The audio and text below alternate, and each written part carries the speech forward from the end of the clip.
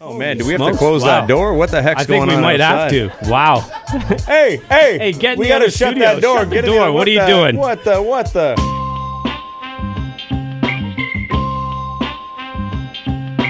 CKCU 93.1. This is the piece. Wow. Finally got me. After all these years. You're on. Are you on? I witnessed it. Oh man, this is fucking legendary. Excusez-moi. Check the OR. The mic, please. Check the OR. Check it out. I was gonna do. Yeah, people are having a good time in the back. That's all right. You can hear it. Yeah, you can hear them. Yeah. Our hearing works. So, Ducats, thank you for hollering at me and having me back. Thank you to both of you. Yeah. And what is it? DJ RayRay or Rayaz? DJ Ray? Yeah. Nah, I have a couple of monikers too. I was going to give you Ish for RayRay. Rayaz. Phono Jones. Okay. Take your pick. Yeah. Hooray for Ray. Hooray for Ray. And in the background, who do we have? Come on. We got Floydeeee, Redpig, and Rookie. We have to introduce ourselves? Really? Nah, you don't have to introduce yourself. Okay. I got an abortion joke that'll knock your socks off. I believe it. Oh my goodness. That's hilarious. I want to swing this way. Please do. Bigstuff. Swing it to me. Gregory. Give it to me. We got some stuff to talk about. Tell me. Talk to me. Who are you? Oh. I know you. We know you. Yeah. No, for those listening that don't know, my name is Greg Campbell, a.k.a. back in the day, Pin the Chameleon, a.k.a. Mr. Bigstuff. In the future, a.k.a. Bobby Pins, Gregory Guns, whatever you want to call me. I got something for all of y'all. Yeah, and I was one of the guys that started the scene in Ottawa in the 90s. Yeah. You definitely did. And loved it.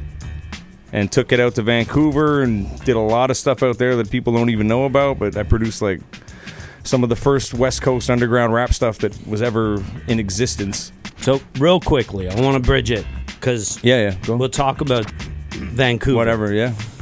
When I first moved up here, the first show that I heard was the rap show. Oh, so it was such a big deal to meet you years and years and years back. It's still a big deal to meet me. It's still a big deal right now. I'm a little starstruck still. But this is the guy that was in Organized Rhyme.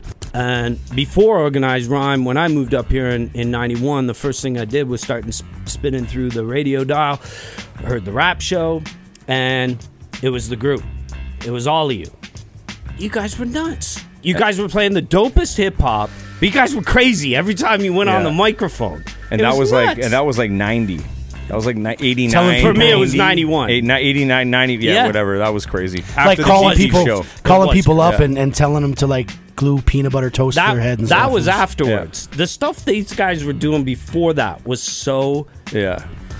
It was so entertaining and it was so dope, but for me...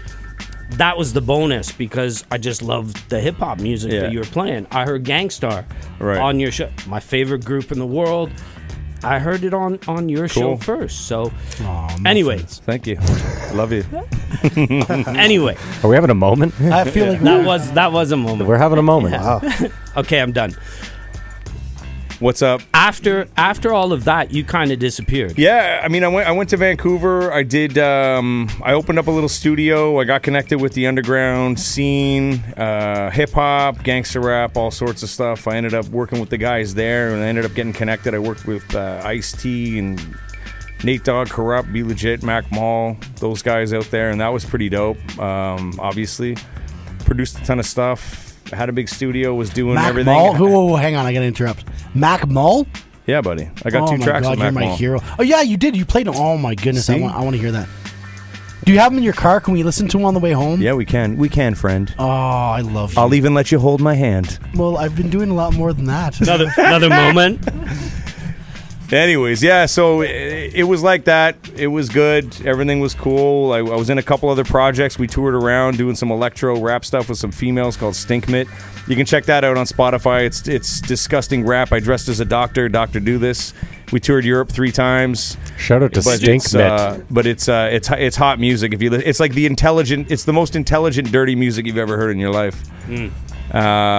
This is why Greg can sell anything. This is the most intelligent, dirty music you've ever. Thank you. I'm sold. I was like, as soon as he said that, I was like, I'm in. I make shit and I spit shit that you have to listen to 10 times to finally get a grip on what just happened to your mind. Yeah, I'm still trying to grasp. That's what I like. That's what I like.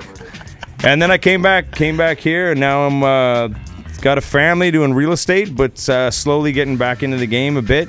After I did some stuff with Buzz Pheromone last year. You guys know about that. What's that up, project. Buzz? That project was super dope. But I had to put the brakes on when you get married and you got 2 kids to support and of course, and of course, and you want to spend time with them. You got to chill. You got to balance it out a bit. Find that balance. It was hard for me to do. It got easier, but now it's like shit's calling me back. So I got stuff on the plate. You know? Yeah. Can you talk about it? Well, I mean, you've mentioned a little bit there's off something big happening. Maybe we'll see. Okay, we'll see. There's discussions. How's Tom? There's songs. He's good. Yeah. He's doing his thing, his comedy thing, and can you tell him to unblock me on Twitter?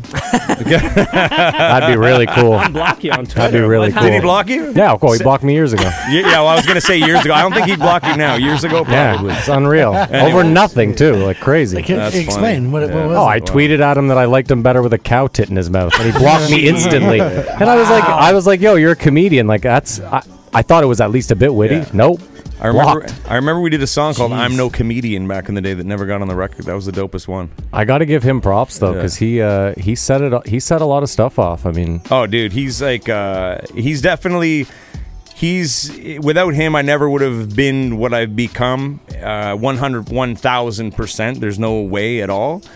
I gotta say the same. And he just always does his own thing. He's just kind of like has no regard for, you know what I mean. He's always like, this is me. I'm doing this, and you got to give it to him for that because there's not everybody does that. I gotta say something. Like when I first met Tom, we started making beats together. He was living on Clarence in those, in that building. Yes. And I show up like I was right when I was living at that spot with Ray, and I was like maybe 13 or whatever, and I start putting these beats together, and I went over to his house, and he was on the Clarence or whatever. And he's like, "Yo, pay me $80 and I'll put those loops together." So I got like Dizzy Gillespie record and a couple of records, and I orchestrated it where I was like, "I'm gonna bring this to his house. He's just gonna loop everything. Gonna be dope." I show up.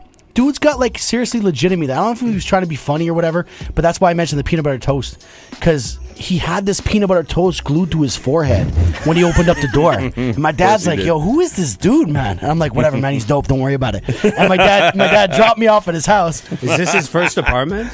Clarence, well, it was the one at Clarence. When I remember when he was across from the boys. I remember it being talked about on the rap show. And here's I swear to God to you, I was getting real hungry. It was like a 3-hour session, bro. You wanted the sandwich off his head? And he was sitting there like the whole time. The thing didn't even move, bro. You're like, that looks delicious. We produced the engine number 9 from Black Sheep.